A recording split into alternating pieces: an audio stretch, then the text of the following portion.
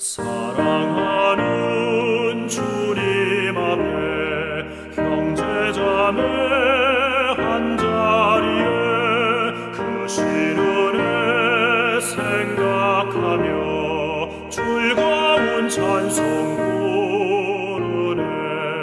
내 주 예수 본을 받아 모든 사람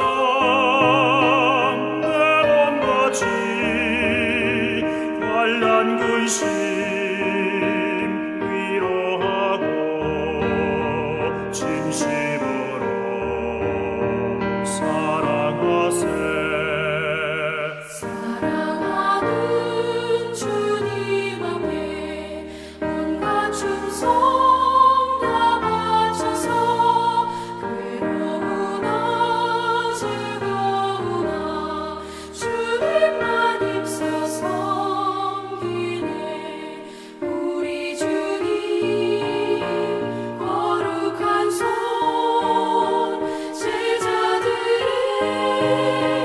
벌을 씻어 남 섬기는 종의 도를 몸소에게 보이셨네.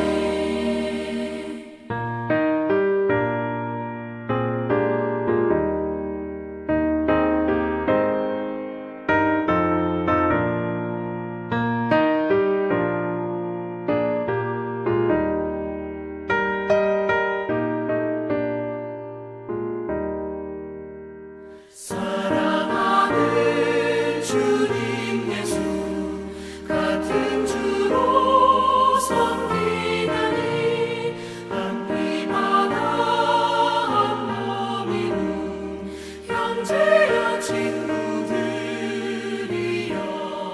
한 몸같이 친밀하고 마음으로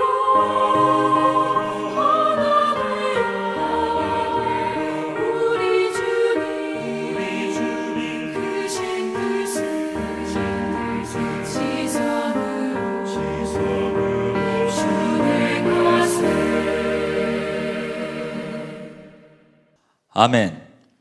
네, 오늘 하나님께서 주시는 말씀은 히브리서 13장 1절에서 17절까지의 말씀입니다. 히브리서 13장 1절에서 17절까지의 말씀입니다. 제가 봉독하도록 하겠습니다. 형제 사랑하기를 계속하고 손님 대접하기를 잊지 말라. 이로써 부지 중에 천사들을 대접한 이들이 있었느니라.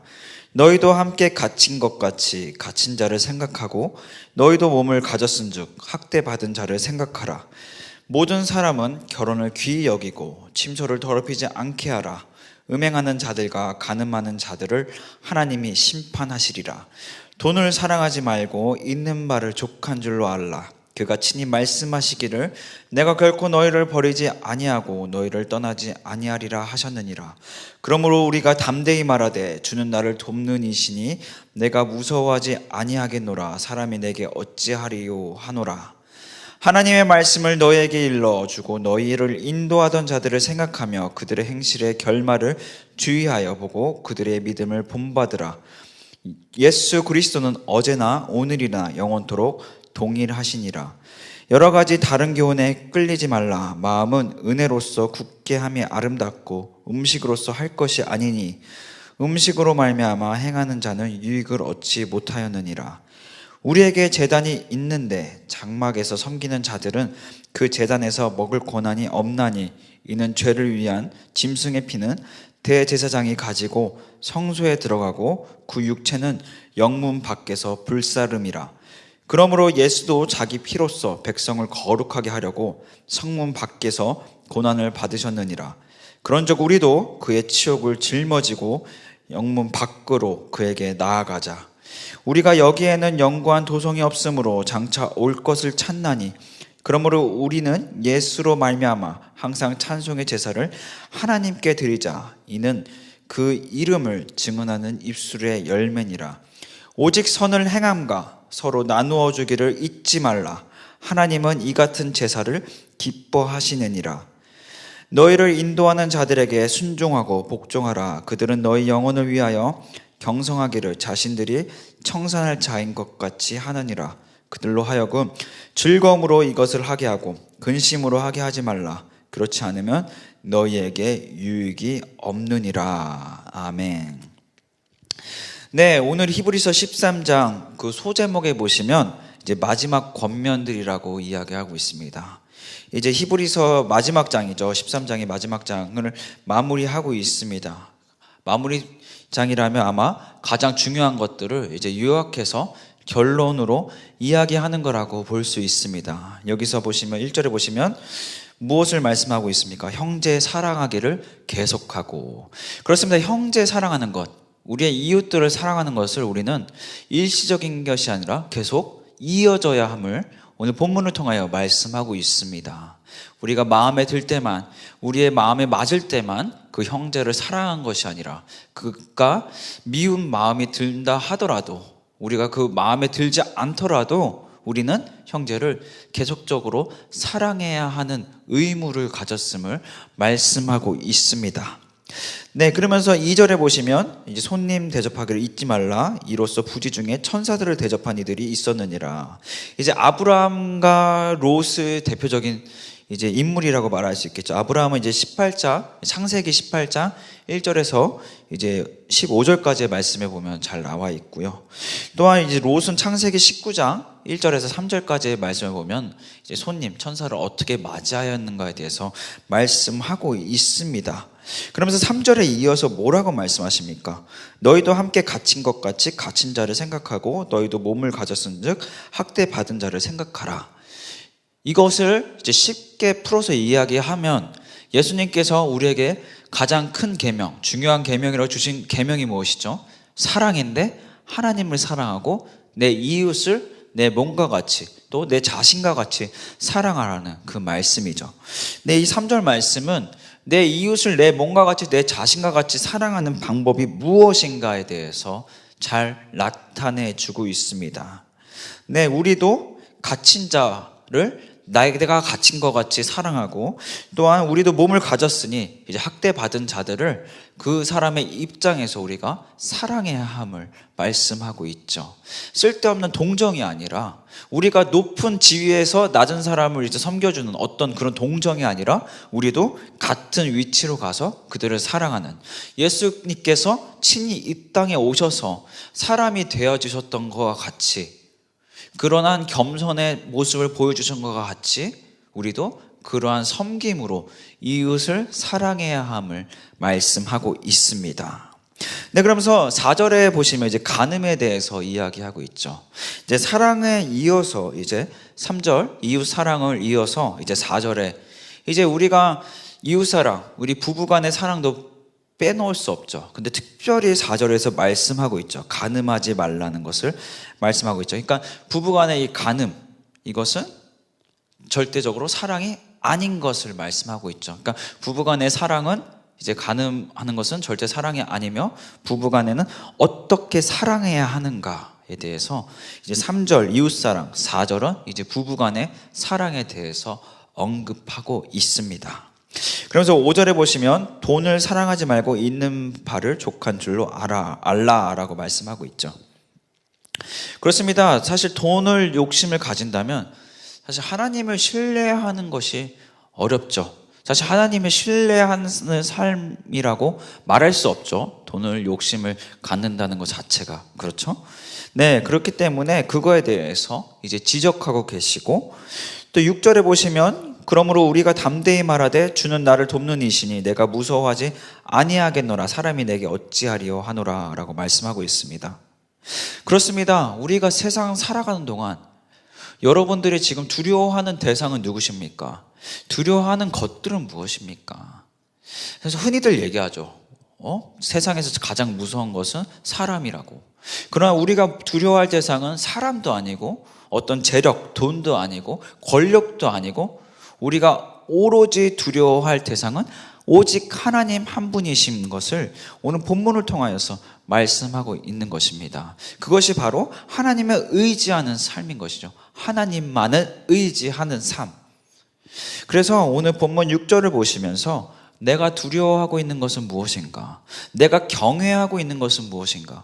과연 나는 하나님만을 경외하고 있는가? 아니면 하나님 없이도 살 수 있지만 돈 없이 또 내가 믿는 어떤 인맥 없이 살아갈 수 있는가에 대해서 성찰하는 시간을 가지시면 좋을 것 같습니다. 네, 그러면서 이제 이어서 8절에 보시면 예수 그리스도는 어제나 오늘이라 영원토록 동일하시니라 라고 말씀합니다.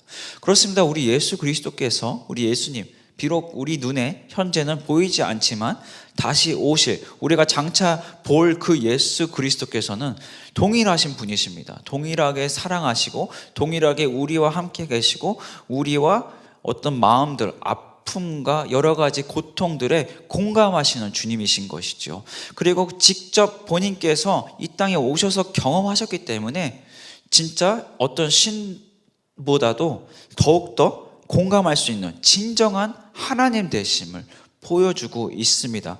그런 예수님께서 우리에게 동일하게 은혜 내려주시고 동일하게 사랑하고 계심을 말씀하고 있습니다. 그분께서 또 동일하게 우리를 지켜주고 계심을 말씀하고 있죠. 그렇습니다. 진정으로 지혜로운 삶이란 무엇입니까? 재테크를 잘하는 삶입니까? 아닌 것이지요. 진정으로 하나님, 예수 그리스도를 경외하는 삶, 의지하는 삶인 것을 오늘 본문을 통하여 말씀하고 있습니다. 그러면서 9절에 보시면 여러 가지 다른 교훈에 끌리지 말라 하면서 이제 음식으로 말미암아 행하는 자는 유익을 얻지 못하였니라 라고 말씀하고 있죠. 잘 아시다시피 당시에 엄격한 어떤 음식 문화가 있었죠. 이것이 종교적인 행위죠. 그러나 우리가 초점에 맞춰야 될 것이 무엇입니까? 행위적인 것이 아니라 그 예수 그리스도 은혜 안에 거하는 삶, 그 은혜에 우리가 초점을 맞춰야 됨을 말씀하고 있죠. 그렇기 때문에 이어서 하나님을 경외하는 삶이란 어떤 우리가 쉽게 이렇게 생각할 수 있죠. 하나님을 경외하는 것, 그 은혜 안에 살아가는 것, 그것을 우리가 행위로 연결시킬 수 있는 것이죠.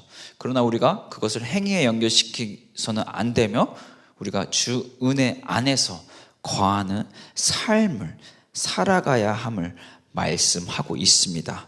그래서 10절에 보시면 이제 10절에서 11절 그리고 12절 그리고 12절까지 네, 예수 그리스도께서 우리를 위해서 이제 고난 받으셨던 그것에 대해서 말씀하고 있죠. 그러니까 예수 그리스도를 통해서 우리가 영생에 들어가고 또 구원을 받게 되었죠. 예, 그 정말 한없는 은혜, 정말 크신 하나님의 은혜를 우리가 만끽하게 되었죠. 네, 그러면서 우리가 그 은혜에 합당한 삶이 무엇인가에 대해서 이어서 말씀하고 있는데요. 이제 16절, 본문 16절에 보시면 오직 선을 행함과 서로 나누어 주기를 잊지 말라 하나님의 이 같은 제사를 기뻐하시느니라. 그렇죠.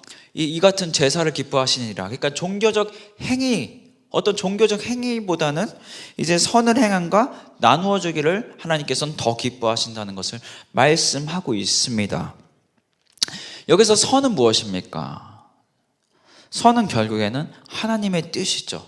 하나님의 계획하심입니까? 그러니까 하나님의 뜻과 계획하심을 따라가는 삶이 선을 행하는 삶인 것이죠. 또한 이어서 서로 나누어 주기를 잊지 말라. 이것을 하나로 보시는 분도 있으실 것 같아요. 선을 행함과 서로 나누어 주고, 선을 행하는 것은 서로 나누어 주는 삶이다. 그러나 이것은 분명히 분별하여서 말씀하고 있죠. 선을 행하는 것은 하나님의 뜻을 따라 살아가는 삶인데, 이제 서로 나누어주기를 아무리 잘한다 하더라도 그것이 하나님의 뜻이 아니라면, 은혜 안에서, 예수 그리스도 은혜 안에서 나누어주는 삶이 아니라면 그것은 선이 아닌 것이죠. 그렇기 때문에 우리가 먼저 생각하고 알아가야 하는 것이 무엇입니까? 이것이 하나님의 뜻인가 아닌가를 분별할 줄 알아야 하는 것이죠. 그 분별은 무엇을 기준으로 합니까? 하나님의 말씀인 것이죠. 말씀을 통하여, 우리 또 기도를 통하여, 우리가 성령님의 인도하심을 통하여 우리가 분별하는 삶을 살아가야 함을 말씀하고 있습니다. 그러면서 우리가 서로 나누어 주기를 잊지 말라라고 말씀하고 있죠. 그러니까 주기도면에도 우리가 나와 있죠. 일용할 양식을 달라고 이제 간구하고 있는데, 우리에게 일용할 양식을 달라 이것은 무슨 의미일까요? 물론 우리에게 공급자 되시는 하나님을 고백하는 고백이면서 또 동시에 하나님, 내가 주님께서 주신 것을 낭비하지 않겠습니다. 함부로 쓰지 않겠다는 거죠. 낭비하지 않겠다는 것은 무엇입니까? 그것도 재테크를 잘하는 것입니까? 아니죠. 하나님의 뜻을 따라 사용하겠다는 것을 포함하고 있는 것이지요. 16절은 우리가 주 은혜 안에 거하는 삶은 어떻게 살아가야 하는가에 대해서 너무나 간단하게 잘 말씀해 주고 있습니다. 그렇습니다. 오늘 본문은 형제 사랑에 대해서 계속적으로 강조하며 말씀하고 있습니다. 또한 주 은혜 안에 거하는 삶이란 무엇인가에 대해서 말씀하고 있습니다. 예수님께서 이 땅에 오셔서 가장 강조했던 것은 사랑이죠. 하나님을 사랑하고 또한 이웃을 사랑하는 것, 그것이 하나님의 뜻이며 그것이 오늘 본문 16절에 나오는 선을 행함이라고 말할 수 있을 것입니다. 사랑이 배제되며 서로 나눠주기를 한다면 그것은 그냥 단순한 선행이라고 말할 수 있지만 또한 이것이 하나님이 기뻐하는 이 16절이 말하는 제사까지는 갈 수 없을 것입니다. 날마다 하나님을 사랑하며 또 이웃을 사랑하기에 힘쓰며 또 결혼하신 분들은 나의 아내를 또 나의 남편을 사랑하기에 힘쓰시기를 소망합니다. 그래서 하나님의 뜻을 날마다 이루어가는 삶을 살아가시길 소망합니다. 또한 이 이웃들에게도 나누어 주기를, 나만 가지려고 쌓아두려고 노력하는 것이 아니라 그것을 나누어 주기에 또 노력하는 축복된 삶을 살아가실 소망합니다. 그래서 하나님이 기뻐하시는 제사를 날마다 올려드리는 여러분들이 삶이 되시기를 주님의 이름으로 축복하고 또한 소망합니다. 네, 제가 기도하겠습니다. 하나님 아버지, 우리가 날마다 하나님을 사랑하며 또 이웃을 사랑하기에 힘쓸 것입니다. 이 시간 다시 한번 결단합니다. 우리에게 예수 그리스도의 마음을 주십시오. 그리고 하나님의 시선으로 우리 모든 이웃들을 바라보게 하시고 정말 예수님께서 원수까지 사랑하셨던 그 참 사랑을 보여주셨던 것 같이 우리도 모든 이웃들을 주님의 마음으로 사랑할 수 있도록 성령님 인도하여 주시옵소서. 또한 하나님 아버지, 우리 자신을 위해 어떤 부와 또 재산을 쌓기에 힘쓰는 것이 아니라 그것을 하나님 이웃들과 나누기에 힘쓰는 우리 공동체 될 수 있도록 주님의 마음을 주시고 성령님 인도하여 주시옵소서. 예수 그리스도의 이름으로 기도합니다. 아멘.